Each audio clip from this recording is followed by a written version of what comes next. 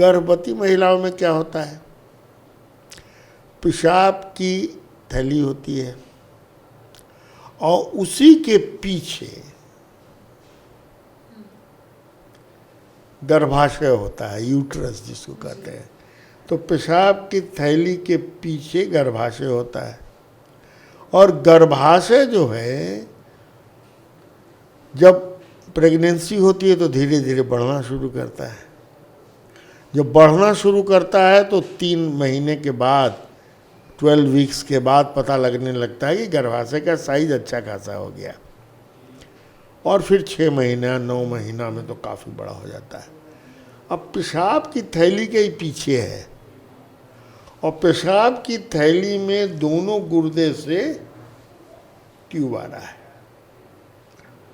अब वो गर्भाशय जो बढ़ रहा है और भारी हो रहा है, अंदर पल रहे शिशु के भार से वो दबाव डालता है वो दोनों नलियों पर जो किडनी से पेशाब की थैली में आ रहे हैं। अब वो दोनों नलियों पर दबाव दे रहा है तो किडनी से पेशाब की थैली में ठीक ढंग से नहीं आ रहे।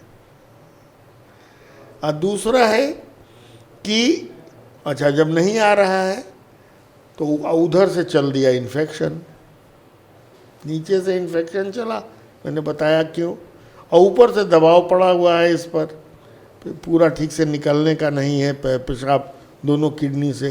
तो वो इन्फेक्शन यदि ट्रैवल कर गया पेशाब की थैली से दोनों ट्यूब के द्वारा किडनी में,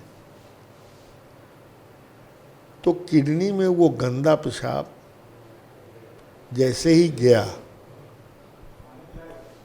यदि बढ़िया नॉर्मल किडनी रहता है तो मान लिया उसको फ्लश कर देगा, ट्यूब ये पर दबाव नहीं है तो फ्लश कर देगा। लेकिन यहाँ तो दबाव पड़ा हुआ है तो एक बार चढ़ गया तो निकलेगा नहीं। तो यही हालत हो गया कि घर का ड्रेनेज सिस्टम यदि चोक है, तनी तनी पानी उसमें से निकल रहा है तो पीछे गंदगी फैल जाएगी, दैट मीन्स इन्फेक्शन फैल जाएगा, तो किडनी में इन्फेक्शन हो जाएगा। पेशाब की थैली में इन्फेक्शन उतना डेंजरस नहीं होता है, लेकिन किडनी में जैसे ही किडनी को पकड़ा तो किडनी में जिसको हम लोग कहते हैं पाइलोनेफ्राइटिस हो जाता है, यानी किडनी में इन्फेक्शन हो जाता है और उस इन्फेक्शन के चलते किडनी डैमेज होने लगता है। यदि इस पर ध्यान नहीं दिया जाए तो स्थिति ऐसी बनती है और इसको ठीक से टैकल नहीं किया जाए तो उस समय तो कुछ दिन के बाद चलिए किसी तरह करा करके सब लोग चिंतित रहता है भाई कि इसका बढ़िया से डिलीवरी हो जाए, ये हो जाए, इस पर पूरा ध्यान लोग नहीं देते हैं और साइलेंटली किडनी डैमेज हो जाता है। डिलीवरी भी हो गया, सब कुछ हो गया, मालूम हुआ कि अचानक 2 साल 3 साल के बाद महिला को लगेगा कि अब तो हमको भूखे नहीं लग रही है, एकदम दुबला गए हैं, खाना देखते उकाई बढ़ने लगता है, चाहे वॉमिट भी करती है।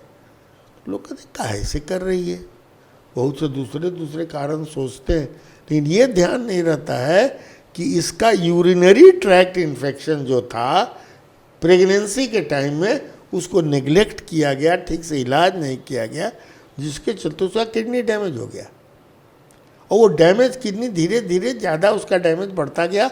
अब वो क्रोनिक रीनल फेलियर में आ गई है, इसीलिए उसका मतलब इस तरह के सिम्टम उसको हो रहे हैं। जब किडनी का मैंने जांच होता है तो मालूम हुआ यूरिया भागा हुआ है, क्रिएटिनिन भागा हुआ है, ये तो क्रोनिक रीनल फेलियर में पहुंच गई।